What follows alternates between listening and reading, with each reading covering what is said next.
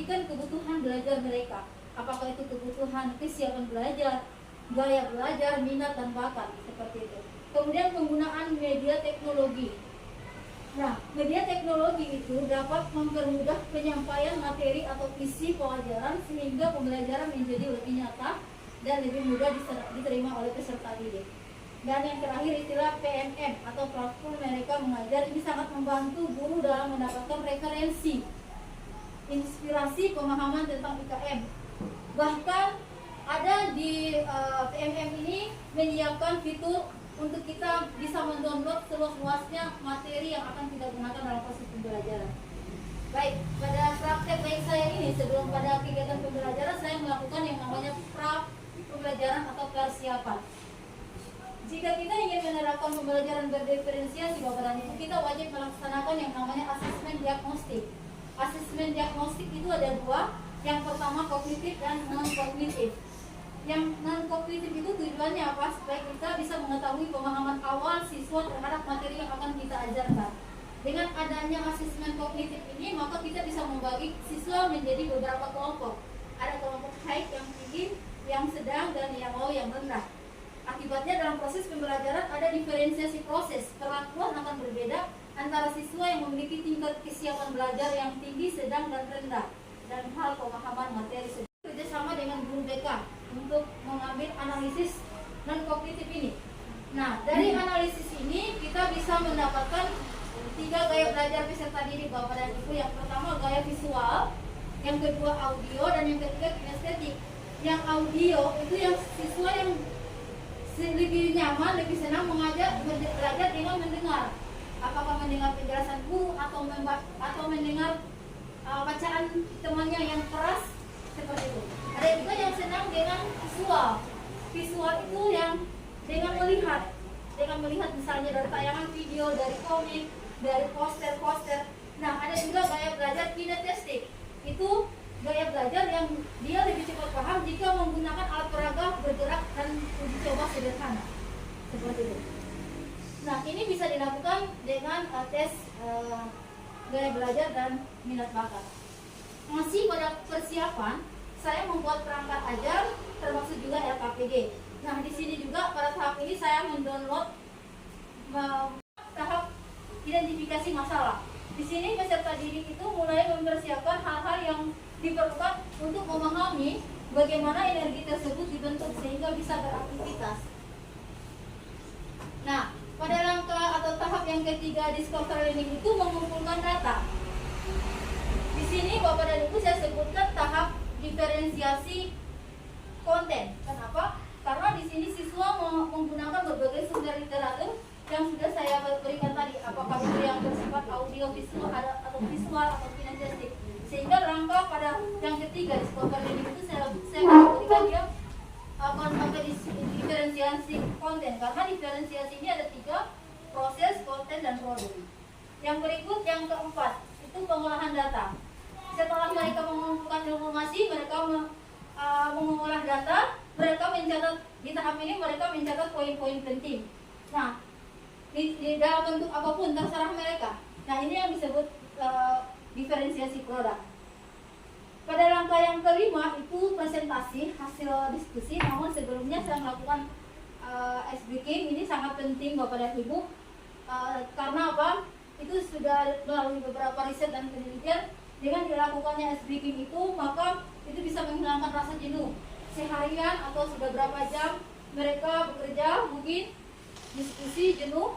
Selain menghilangkan rasa jenuh, membantu menekankan memecah kebukuan atau kecanggungan. Bisa jadi dalam diskusi tadi sempat terjadi kesalahpahaman di antara peserta. Dengan adanya SBK mereka bercanda, melakukan gerakan-gerakan yang lucu, jadi tertawa dan lepas. Akibatnya menimbulkan suasana yang gembira dan bisa melanjutkan ke langkah pembelajaran yang selanjutnya. Yang kelima, pembuktian. Nah, di sini guru memberikan siswa kesempatan untuk mempresentasikan hasil yang sudah dibahas tadi sesuai dengan minat mereka. Jadi misalnya ada kelompok ibu terang punya maupun saya jadi karton, silakan. Ada yang bilang ibu saya punya, saya mau terang mau bikin di laptop supaya tinggal mau pinjam. Dulu itu kan kalau yang bagi itu harus di SLB. Sekarang tidak ada lagi aturan begitu. Semua sekolah umum wajib menerima mereka. Dan itu harus dimasukkan dalam Dapodik sehingga pemerintah bisa tahu kebutuhan guru-guru di sekolah ini butuh untuk pembekalan inklusif. Jadi orang diberikan diklat untuk itu. Dan anak itu tidak akan diambil sebagai peserta ANBK. Kenapa orang itu kadang rentan orang PANBK? Mungkin karena yang berkebutuhan khusus yang sebenarnya tidak bisa masuk di peserta ANBK. Sehingga numerasi literasi rendah. Semuanya rapot pendidikan rendah. Iya, begitu Bapak dan Ibu. Mungkin masih ada lagi yang ingin ditanyakan? Ada 5 modul. Kita sudah sertifikat, fungsinya ke sana. Berarti orang dinilai sudah menyelesaikan materi itu, sudah belajar materi itu, sudah memahami materi itu. Kita punya pembelajaran contohnya di SD ini hanya berfokus untuk siswa harus untuk dasar-dasarnya, untuk tahu baca, menulis, iya kan? Iya. Nah, kalau kita di SD ini kemudian pokoknya siswa harus tahu baca, harus tahu tulis dulu. Seperti itu. Jadi kalau macam kita kerja online itu mungkin salah satu ke program pemerintah untuk guru-guru harus kreativitas untuk belajar untuk dapat bisa berkarya. Tapi kita mau bawa ke pembelajaran, tapi anak-anak ini yang itu harus kamu tahu baca dulu supaya nanti kamu bisa kerjakan ini.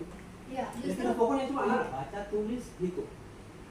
Justru begini Pak, misalnya contoh topik pembelajaran berdiferensiasi yang saya ajarkan.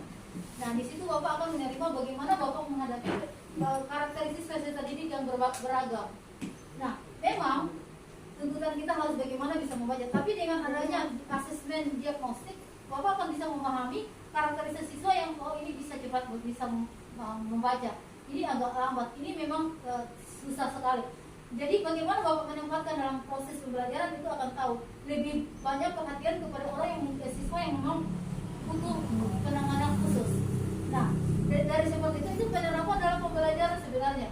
Topik-topik itu adalah teori-teori yang akan kita gunakan dalam proses pembelajaran di kelas. Berarti kreatif dalam pembelajaran. Bagaimana membuat siswa itu bisa paham dalam pembelajaran dan siswa itu mampu belajar apa yang kita sampaikan. Kreatif di sini relatif juga Pak. Bisa jadi menurut Bapak kreatif, tapi menurut teori kreativitas tidak. Maksudnya begini, Bapak merancang pembelajaran, kemudian Bapak menerapkan ke semua siswa tidak mungkin, tidak sesuai dengan minat dan kesiapan belajar peserta didik. Nah itu kan juga butuh teori, konsep yang harus dijelaskan. Saya harus buat pembelajaran model seperti ini untuk anak-anak yang butuh penanganan seperti ini. Kalau yang ini khusus saya berikan latihan-latihan soal seperti ini seterusnya. Nah itu adalah dari hasil belajar di pelatihan mandiri itu Pak. Seperti itu. Jadi memang banyak orang yang berprinsip lihat, tapi dengan adanya video-video animasi, ilustrasi, komik itu bisa dilihat secara nyata. Dan yang terakhir efektivitas peserta didik itu meningkat dilihat dengan tercapainya tujuan pembelajaran. Mungkin demikian yang bisa saya sampaikan untuk berbagi dan berkolaborasi sebagai pemegang tugas Pembatik 4 level 3. Demikian, wassalamualaikum warahmatullahi wabarakatuh. Waalaikumsalam warahmatullahi wabarakatuh. Saya kembalikan kepada Ibu Kepala Sekolah, mungkin ada Assalamualaikum warahmatullahi wabarakatuh. Waalaikumsalam warahmatullahi wabarakatuh. Terima kasih banyak, luar biasa sekali materi hari ini. Semoga Bapak Ibu, kira-kira Bapak Ibu ada yang mau dipertanyakan. Ini pembelajaran, ada teknik stop. berdiferensiasi. Pembelajaran berdiferensiasi itu ada 3. Konten, proses, produk.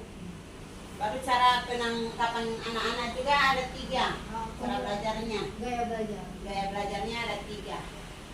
Walaupun Ibu Hasna di SMA, kita di SD, saya rasa ini sangat bisa juga diterapkan di SD.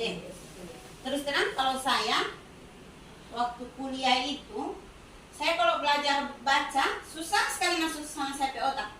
Tapi ada teman yang belajar, baru dia ke suara kasih kuat, saya dulu di sebelah dia. Berarti audio. Dia ada teman, dia kalau belajar itu dia mau baca kuat-kuat. Kalau saya duduk di dia belum hafal, saya sudah hafal. Jadi dari penjelasannya Ibu Hasna, saya berarti saya ini Audio. Iya, saya cepat paham kalau saya dengar dibandingkan saya membaca. Ulang-ulang kali saya membaca, susah sekali saya bisa masuk otak. Tapi itu ada orang yang belajar itu. Saya pergi dulu pada dia belum hafal, saya so hafal. Kayak gitu. Silakan ada pertanyaan atau mungkin apa ya? Oh, sama dengan ini. Oh, ibu saya begini ya. Dari penjelasan ini ternyata saya sudah paham begini. Insya Allah saya terapkan di kelas saya. Kedua,